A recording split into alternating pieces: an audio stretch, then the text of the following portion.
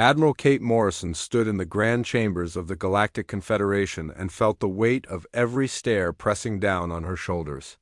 The massive dome stretched high above her head, filled with beings from 73 different worlds, each one looking at her like she was some curiosity that had wandered in from the streets. Her blue uniform was pressed and clean, every metal polished to perfection, but she knew it meant nothing to the creatures watching her from their floating platforms and crystal thrones. The Zephyrian Chancellor sat at the center of it all on a throne made of living light. Veltar was 12 feet tall and looked like someone had carved him from the purest diamond, his crystalline body throwing rainbows across the chamber walls when the light hit him just right. His voice came through the translation matrix built into every seat, cold and sharp as winter wind. "Admiral Morrison of the human species," he began, and the way he said human made it sound like something dirty. "Your people have submitted another petition for full membership in this confederation. The Council has reviewed your request and finds it lacking in merit." Kate kept her face blank even though her jaw wanted to clench. Behind her, Captain Jake Thompson shifted slightly, probably fighting the same urge to say something they would all regret later. Jake was a good officer, young and smart, but he still believed that facts and logic could win arguments with people who had already made up their minds. "Chancellor Veltar," Kate said, her voice steady and professional, "humanity has provided detailed documentation of our contributions to Confederation space. Our agricultural innovations have increased food production by 40% across 17 systems. Our mining techniques have opened previously inaccessible deposits on 12 worlds. Our medical research has led to treatments for diseases that affect multiple species." The Altarian representative made a sound like grinding metal, which Kate knew was laughter. Kexith looked like a giant praying mantis crossed with a tank, his green carapace gleaming under the chamber lights.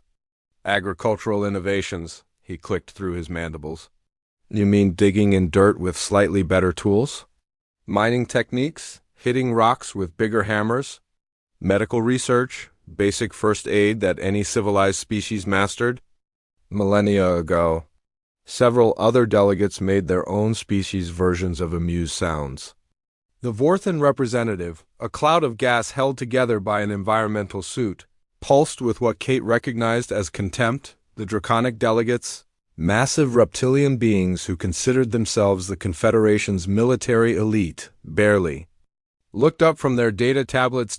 Kate had been through this exact same scene dozens of times over the past 3 years. Every request was met with the same dismissive attitude, the same casual cruelty disguised as administrative procedure. She could recite their responses from memory at this point. "The Council acknowledges that the human species has shown adequate competence in basic resource extraction and food production," Chancellor Veltar continued, his crystalline face reflecting the light in patterns that somehow managed to look bored. "However, full membership requires demonstrated excellence in scientific research, technological innovation, and cultural sophistication. Your species has provided no evidence of capabilities beyond those of a useful client state." Dr. Ryan Clark sat in the observer section taking careful notes, just like he had at every session for the past 18 months. Ryan was officially Earth's chief xenobiologist, but his real job was intelligence gathering. He watched and listened and remembered everything, cataloging every slight and dismissal for the reports he sent back to Earth. Kate had read those reports, had seen the patterns he documented with scientific precision. The Council species saw humans as lucky primitives who had stumbled into space travel through some cosmic accident. They believed human achievements were either flukes or the result of copying alien technology. Every innovation humanity presented was dismissed as crude copying or explained away as something any species could have done, given enough time and resources. "Perhaps," said the draconic General Cormit, his voice a rumbling bass that made the chamber floor vibrate, "in another 500 years, when your species has had time to mature beyond its current primitive state, we might reconsider. For now, observer status is more than generous for beings who only recently learned to leave their birth world." Kate watched the other delegates nod in agreement, some with what passed for smiles on their alien faces. The Confederation had been running space for thousands of years before humans ever looked up at the stars. In their minds, that made them inherently superior to any newcomer, regardless of what those newcomers might accomplish. The decision is final, Chancellor Veltar announced. Humanity will remain in observer status indefinitely. You may continue to attend council sessions in a non-voting capacity and may submit requests for consideration through the proper channels. This concludes today's session. The delegates began filing out of the chamber, floating platforms carrying them toward the exits while they chatted among themselves in dozens of different languages. Kate's translation implant picked up fragments of conversation, and every single comment was about humans. The words varied, but the meaning was always the same: amusing primitives who thought they deserved a seat at the adult table. Hairless apes with delusions of grandeur, one Altarian said to another. I heard they still fight wars with chemical explosives, laughed a Vorthan. Their longest-lived individuals barely reach a century, noted a Zephyrian. How can they possibly understand? Long-term planning? Jake's hands had clenched into fists at his sides, and Kate could see the muscle jumping in his jaw. Dr. Clark just kept taking notes, his pen moving steadily across his tablet as he recorded every insult with clinical detachment. Kate stood in the emptying chamber and felt something shift inside her chest. It was not anger exactly, though there was plenty of that. It was not disappointment because she had stopped expecting fairness from the council months ago. It was something colder and more final than either of those emotions. She had come here with genuine hope that reason and evidence could change minds. She had believed that if humans just worked hard enough, contributed enough, proved themselves thoroughly enough, they would eventually earn the respect they deserved. She had spent 3 years of her life trying to build bridges with beings who saw her species as nothing more than useful animals. The last delegate left the chamber, and Kate stood alone with her team in the vast empty space. The silence stretched between them for long moments before Jake finally spoke. Admiral, he said quietly, what do we do now? Kate looked around the chamber one more time, memorizing the crystal walls and floating platforms and translation matrices. She thought about the reports she would have to write, the conversations she would have to have, the decisions that would have to be made by people much more important than herself. Now, she said, we go home and tell them exactly what we learned. Here, she did not say what she had really learned because that was not a conversation for this place. What she had learned was that some relationships were not worth saving, some tables were not worth sitting at, and some people would never see you as anything more than what they decided you were the first time they looked at you. The walk back to their ship felt longer than usual. President Lisa Hayes sat at the head of the long steel table in the secure bunker beneath New Geneva and watched as humanity's finest minds filed into the room. The underground chamber was built to survive anything short of a direct hit from a fusion bomb, its walls lined with metal that could block every known form of electronic surveillance. What they were about to discuss could never be allowed to reach alien ears. Admiral Kate Morrison entered first, her shoulders straight despite the weight of 3 years spent banging her head against the council's crystal walls.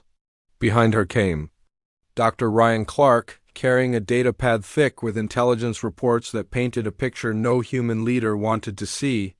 General Pete Johnson followed, his weathered face showing the strain of trying to defend humanity with one hand tied behind his back by council regulations. Dr. Nina Rodriguez brought up the rear, her tablet filled with star charts and resource calculations that would determine the future of their entire species. The intelligence reports make for unpleasant reading. Dr. Clark began without preamble, setting his datapad on the table where everyone could see the screen. I have documented 3 years of council sessions, trade negotiations, military briefings, and private conversations between alien delegates. The pattern is consistent across all 73 member species. He touched the screen and numbers began flowing across its surface. Trade agreements that gave alien corporations exclusive rights to the most valuable resources while leaving humans with scraps. Military cooperation treaties that positioned human forces as expendable shock troops for Council conflicts. Scientific exchange programs that took human innovations and gave back outdated technology wrapped in condescending explanations. They see us as useful idiots, General Johnson said bluntly, his scarred hands folded on the table. Good enough to die in. Their wars smart enough to extract resources they want, too stupid to deserve equal treatment. Every military briefing I attend, they talk about human forces like we are disposable assets. President Hayes studied the faces around the table. These were the people she trusted most in the universe, the ones who had spent years trying to make the Council relationship work despite mounting evidence that it never would. Admiral Morrison, what is your assessment of our diplomatic position? Kate's laugh was short and bitter. We have no diplomatic position, Madam President. The Council never intended to grant us full membership. I have confirmed this through multiple sources. We are meant to remain a client species forever, grateful for their protection while they strip our worlds and conscript our children. Dr. Rodriguez pulled up her own set of charts showing the 47 human colonies scattered across Council space.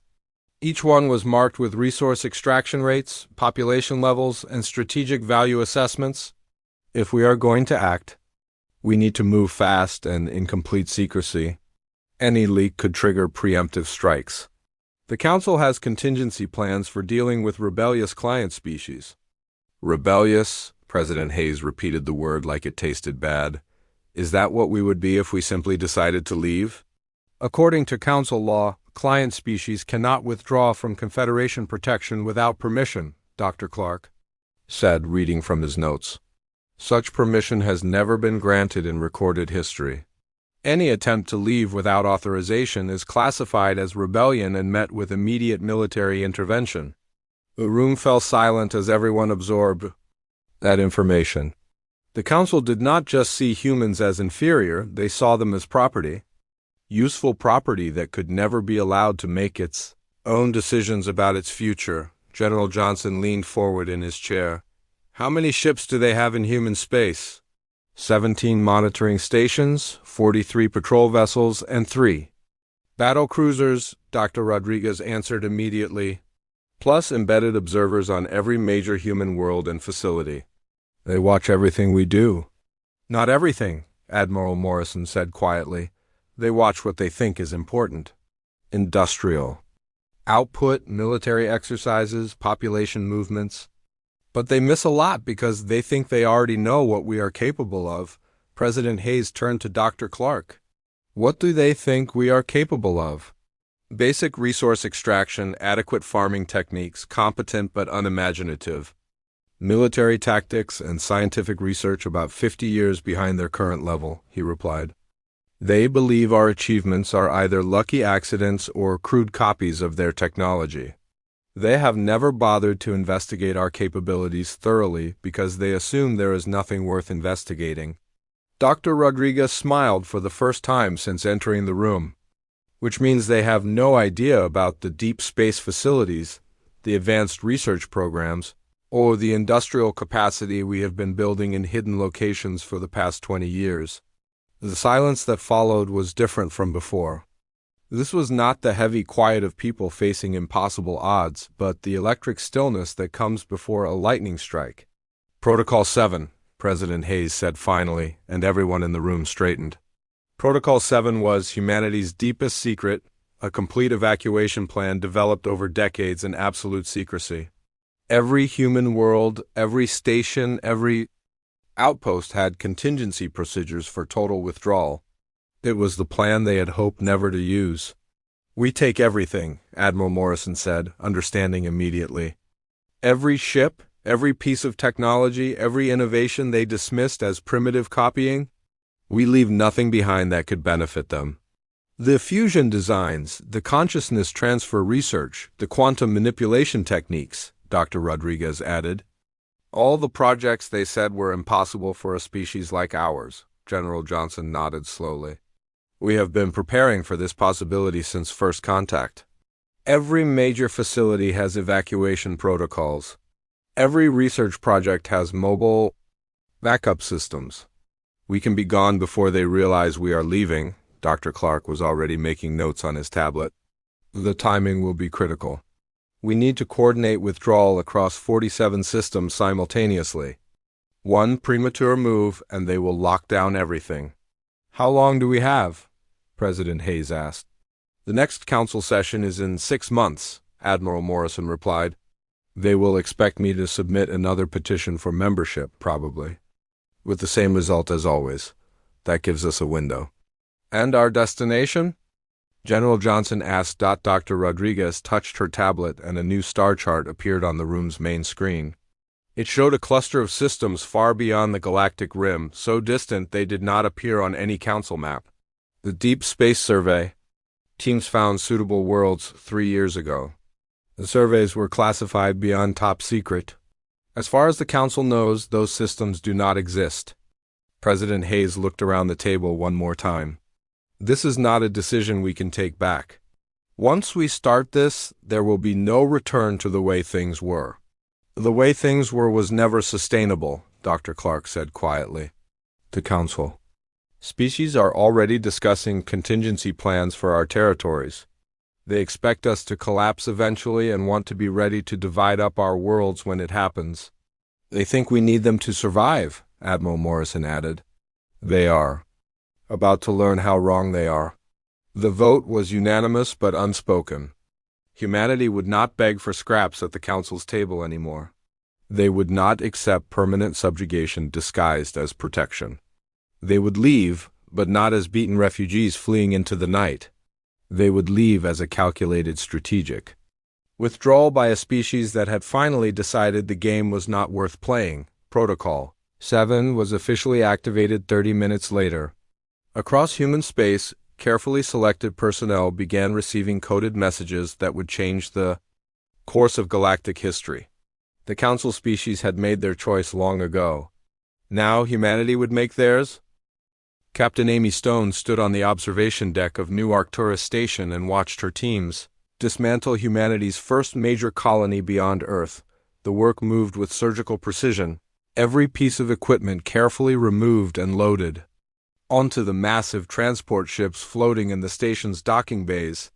What could not be taken was systematically destroyed, not in anger but to ensure it would never fall into council hands. The fusion reactors came apart first, their quantum cores extracted and sealed in specially designed containers that would keep the technology safe during the long journey ahead. Amy had helped design those reactors 15 years ago when the council experts said human understanding of fusion was too primitive for anything beyond basic power generation. They had been wrong then, just as they were wrong about so many other things. Captain, the agricultural labs are ready for transport, reported Lieutenant Ben Harper, his voice coming through her unit with barely contained excitement. Ben was young enough to see this as an adventure rather than the end of everything they had built here. Amy envied him that optimism. She watched through the deck's transparent aluminum windows as the last of the hydroponic gardens were carefully packed away.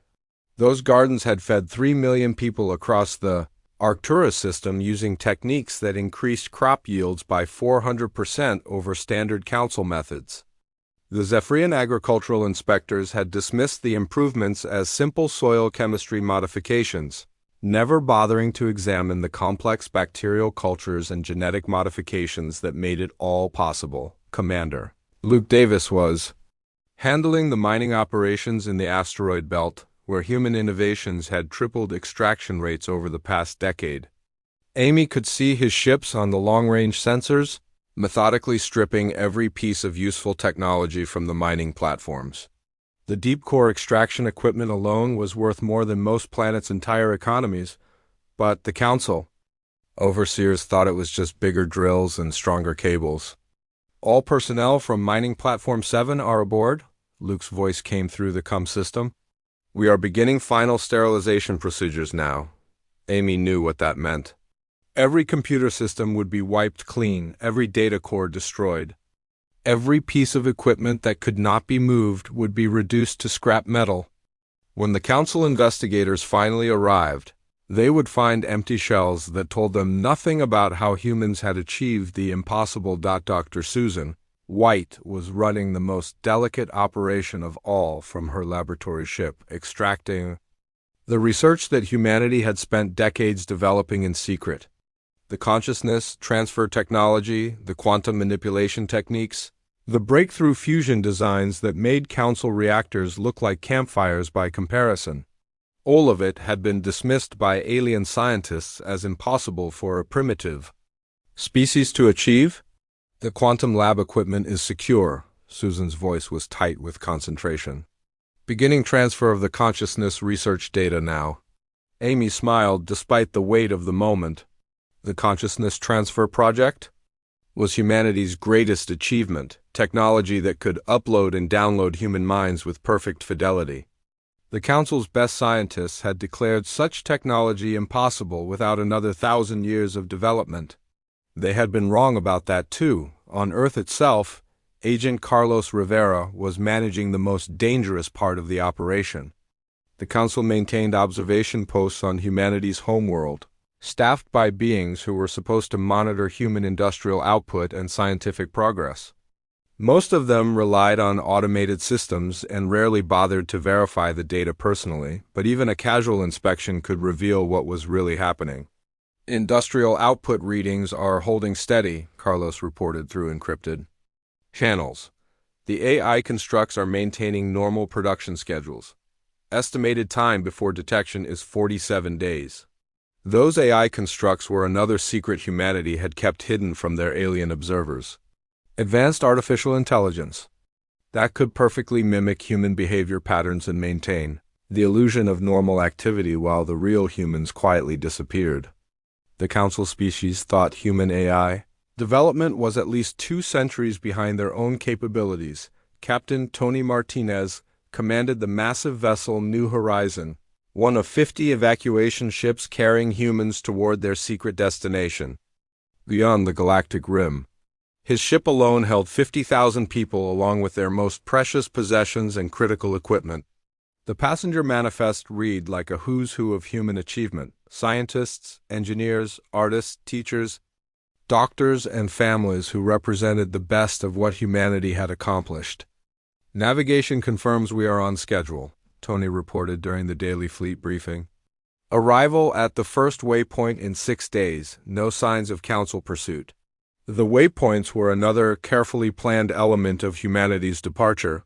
Rather than heading directly to their destination, the evacuation fleets were following complex routes through the galaxy's less monitored regions. Each ship traveled a different path, making it impossible for anyone to trace their ultimate destination even if one fleet was discovered. Amy watched the last transport ship undock from New Arcturus station and begin its journey toward the fleet rendezvous point. In 12 hours, the station would activate its self-destruct systems and disappear in a flash of light that would leave no trace of human presence. The Council investigators would find debris consistent with a catastrophic reactor failure, just another example of primitive human technology failing at a critical moment. Captain Stone, this is Admiral Morrison, came the voice from Fleet Command. All primary evacuation sites report successful completion. We are proceeding to Phase 2. Phase 2 meant the smaller facilities, the research outposts, the mining stations, and the agricultural worlds that dotted human space. Each one would be quietly abandoned over the next several weeks, their valuable equipment and personnel extracted with the same careful precision being used at the major colonies. The evacuation ships moved through space like ghosts, their advanced stealth systems making them invisible to Council sensors. Those stealth systems were based on quantum field manipulation technology that the Council had declared impossible for humans to develop. The alien military experts believed human ships were limited to basic electromagnetic dampening at best. Amy made one final walk through the empty corridors of New Arcturus Station, remembering the 30 years of human life that had filled these spaces. Children had been born here. Families had grown up here. Discoveries had been made here that would have changed the galaxy if the Council had been willing to listen. Now it would all be gone, erased as if it had never existed. She sealed the blast. doors behind her and walked to the shuttle bay where her personal transport waited. The pilot, Sergeant Maria Gonzalez, looked up from her pre-flight checks with a question in her eyes. "It is time," Amy said simply.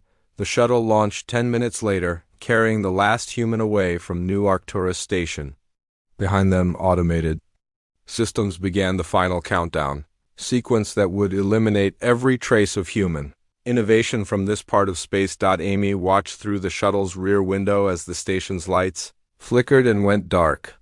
In 47 minutes, there would be nothing left but expanding debris and the Council's certainty that humans were too primitive to have built anything worth preserving. They were about to learn how wrong they had been about everything. Chancellor Veltar stood before the emergency session of the Galactic Confederation and felt something he had never experienced in his 3 centuries of life. Genuine fear. The massive chamber that had once hummed with the confident voices of 73 species now buzzed with panic and confusion as delegate after delegate delivered reports that defied everything they thought they knew about the universe. The first sign of trouble had come from the agricultural monitoring stations. 6 months after the last human diplomatic mission, crop yields across 17 systems had begun dropping steadily, not from disease or weather, but from something far more troubling. The soil enhancement techniques that had increased food production by unprecedented amounts were simply not working anymore.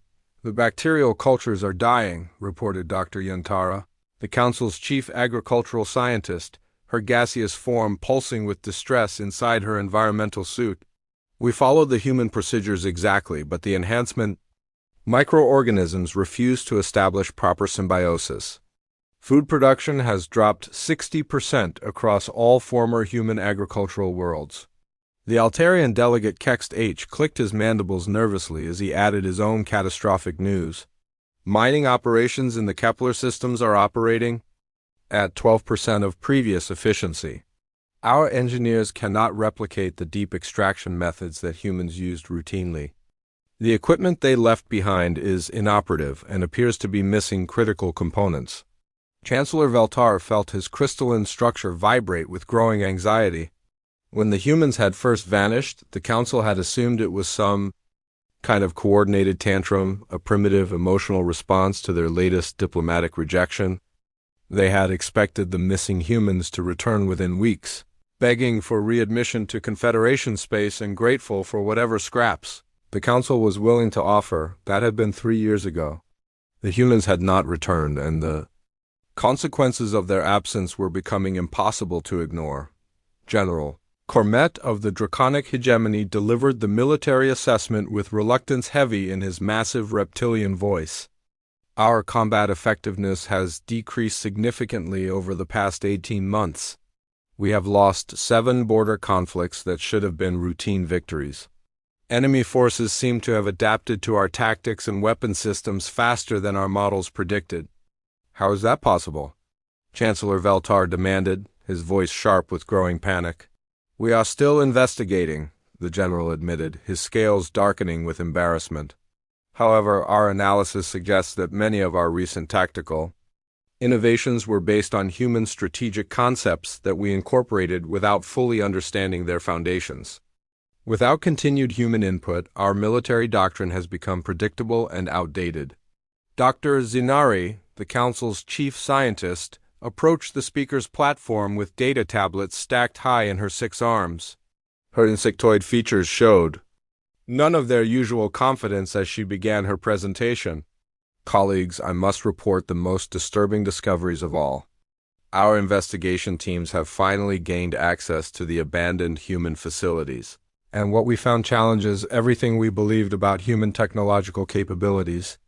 The holographic displays around the chamber activated, showing images from deserted human colonies and research stations, empty laboratories that had once hummed with activity, vacant manufacturing facilities that had produced innovations the Council had dismissed as crude copying, abandoned agricultural centers that had fed millions using techniques no one else could replicate. "This is a quantum processing core from the new Arcturus research facility," Dr. Zinari said, highlighting a crystalline structure that glowed with inner light. Our analysis indicates computational capabilities approximately 40 times greater than our most advanced systems. We cannot determine how it was manufactured or how it achieves such processing speeds. The chamber fell silent as the implications sank in. The Confederation's most advanced computers, built by species with millions of years of technological development, were primitive toys compared to what humans had been using routinely. The neural interface systems we discovered are equally incomprehensible. The scientist continued. Direct consciousness transfer technology that allows perfect upload and download of sentient minds. Our own research suggests such capabilities are still centuries beyond our reach, yet humans appear to have been using these systems operationally. Chancellor Veltar's crystalline form began developing stress fractures as he struggled to process the information. You are saying that human technology was superior to ours? That is impossible. They were barely spacefaring when we first encountered them. The evidence is undeniable, Dr. Zinari replied. Furthermore, analysis of their abandoned industrial facilities reveals manufacturing techniques we cannot replicate. Their antimatter containment systems, their quantum manipulation devices, their fusion reactors all operate on principles we do not understand. The Vorthan representative pulsed with agitation inside her environmental suit. But their diplomatic presentations showed only basic improvements to existing technology. Simple farming techniques, crude mining equipment, elementary medical procedures.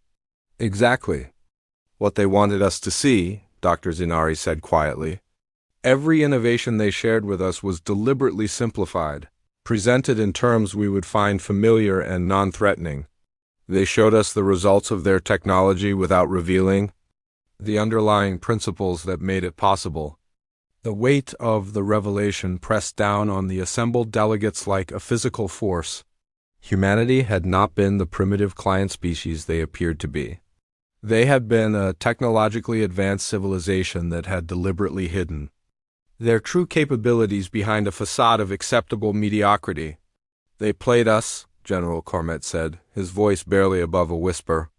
For decades, they let us believe we were the superior species while they quietly developed technology that made our greatest achievements look like children's toys. Where did they go? Chancellor Veltar asked, though he suspected the answer. Would be even more disturbing than everything they had already learned. Dr. Zinari consulted her data tablets before responding. Unknown. Our deep space sensors have detected massive energy signatures in the void between galaxies, construction activities on a scale that suggests engineering projects beyond our comprehension. The humans appear to be building something. Out there, something that dwarfs anything we have ever attempted. Can we contact them? Asked the Altarian delegate. Surely they would be willing to negotiate, to share their technology in exchange for full membership in the Confederation. We tried, Chancellor Veltar admitted, his voice cracking with strain. We sent diplomatic missions to every star system where we detected human activity. All we found were automated message beacons with the same text in every council language. He activated the chamber's main display, and words appeared in glowing letters that seemed to burn themselves into every delegate's consciousness. The message was simple, polite, and absolutely final. You chose to see us as servants rather than partners. We accept your judgment and release you from any obligation to us. We wish you well in your future endeavors. Farewell. The chamber erupted in voices speaking dozens of languages, all asking the same questions, all demanding answers that did not exist. The humans were gone, taking with them technology and knowledge that the entire Confederation had unknowingly depended upon for decades. How long can we sustain current operations without human contributions? Chancellor Veltar asked when the noise finally died down. Dr. Zinari's answer was the final nail in the coffin of Confederation confidence. Based on current trends, we estimate complete economic collapse within 5 years. Agricultural failure is already causing famine on 12 worlds. Industrial production is declining rapidly. Military effectiveness continues to deteriorate. The greatest civilization in galactic history was dying, and they had done it to themselves through their own arrogance and blind prejudice. They had possessed something precious beyond measure and thrown it away. Because they could not see past their own sense of superiority. In the vast darkness between galaxies, human ships sailed toward new stars, carrying the seeds of a civilization that had learned when it was time to leave. Chancellor Veltar stood alone in his private chambers, high above the dying city of Zephyr Prime, and watched the last transport ships flee toward the outer systems. 10 years had passed since humanity's silent departure, and the Galactic Confederation, that had ruled space for millennia, was breathing its final breaths. His crystalline form, once brilliant and flawless, now showed deep cracks that ran through his entire structure like scars that would never heal. The reports on his desk painted a picture of complete civilizational collapse. Agricultural worlds that had fed billions now lay barren, their soil stripped of the bacterial cultures that only humans had understood. Mining operations across 40 systems had shut down completely when the deep extraction equipment finally broke beyond repair, and no one could figure out how to fix it. The medical centers that had treated dozens of species using human biocompatibility research were closing one by one as diseases returned that everyone thought had been eliminated forever. Captain Rexol of what remained of the Council Defense Fleet had delivered the final military assessment that morning. His proud draconic features were dulled with exhaustion and defeat as he spoke of border worlds falling to enemies who had once fled at the mere sight of Confederation battleships. "We lost the Altair system yesterday," he had reported, his massive form slumped in the chair that had once been reserved for visiting dignitaries. "Enemy forces destroyed our defense platforms with weapons we do not recognize.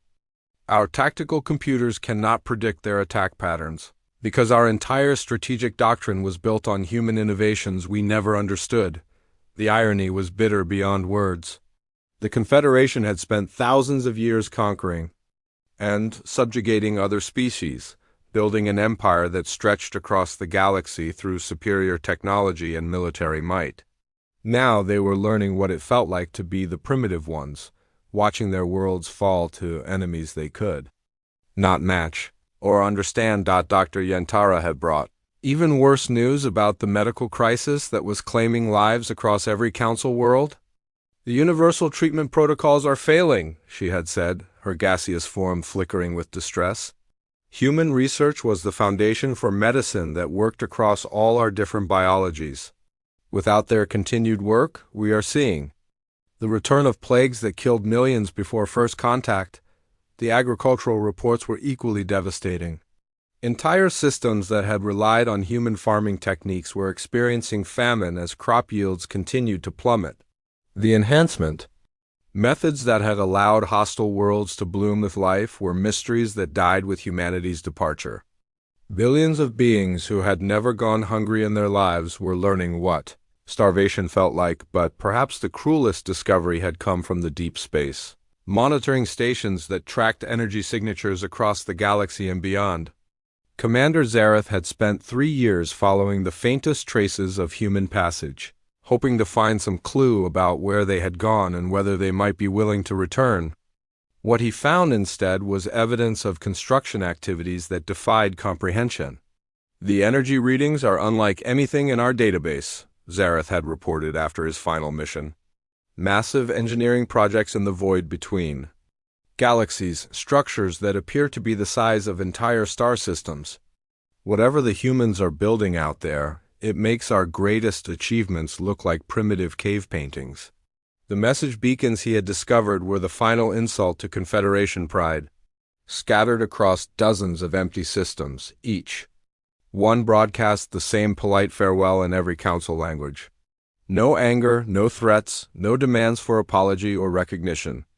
Just a quiet acknowledgement that the relationship was over and humanity was moving on to something better. Veltar had tried to compose a response message countless times over the years, an apology that might somehow reach human ears and convince them to return.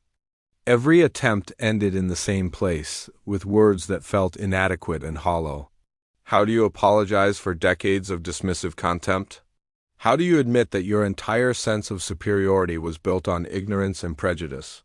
The economic data made for equally grim reading. Trade routes that had connected dozens of worlds were shutting down as the industrial base collapsed. Manufacturing centers that had produced goods for half the galaxy were closing their doors because the human innovations that made mass production possible were secrets that had vanished with their creators. Currency values were plummeting as entire sectors of the economy simply ceased to exist. The Altarian colonies had declared independence 6 months ago, unable to maintain their connection to a confederation that could no longer provide basic services.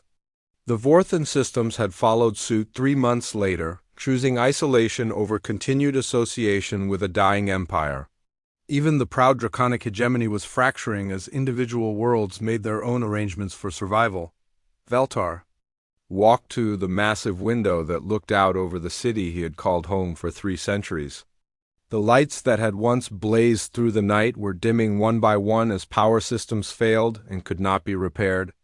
The transportation networks that had moved millions of beings across the planet daily were operating at minimal capacity. The research centers that had pushed the boundaries of science were dark and empty, their projects abandoned when the foundation of knowledge they were built on proved to be borrowed from beings they had dismissed as primitives. The final report from the expedition to locate humanity lay open on his desk, its conclusions stark and unforgiving. Commander Zareth had found evidence that humans had been preparing their departure for decades, possibly centuries, while the Council remained completely unaware. Hidden industrial facilities, secret research programs, advanced technology development that had proceeded parallel to their public activities without anyone noticing. They were never dependent on us, the report concluded. We were dependent on them, and we never realized it until they were gone. The formal dissolution of the Galactic Confederation was scheduled for the following week. 73 species that had shared the galaxy in relative peace for thousands of years would scatter to their home systems, nursing wounded pride and facing uncertain futures. The great experiment in interstellar cooperation was ending not with war or catastrophe, but with the simple recognition that it had been built on foundations that no longer existed. Veltar picked up the communication device he had used to address the galaxy for over a century and composed his final message as Chancellor. It would be broadcast to every remaining Council world, a farewell to an empire that had ruled the stars and lost everything through its own arrogance. Fellow beings of the former Confederation, he began, his voice carrying across light years to reach the scattered remnants of galactic civilization. We gather today to acknowledge the end of an age and the beginning of whatever comes next. We thought strength meant dominion over others, that wisdom came with age and technological superiority. We failed to recognize that the greatest power is knowing when to walk away from those who do not value your presence. In the vast emptiness between galaxies, human ships sailed toward new stars, carrying the seeds of a civilization that had learned patience and chosen dignity over desperation. They had not left in anger or sought revenge against those who had wronged them. They had simply recognized when it was time to go, and they had walked away without a sound. The universe was vast, and there were always new worlds to explore, new challenges to face, new civilizations to meet. Perhaps the next species humanity encountered would understand the value of partnership over dominion. If not, the children of Earth had learned the most important lesson of all. Sometimes the greatest victory is simply knowing when to leave behind them. In the fading light of a dying empire, only ash and regret remained.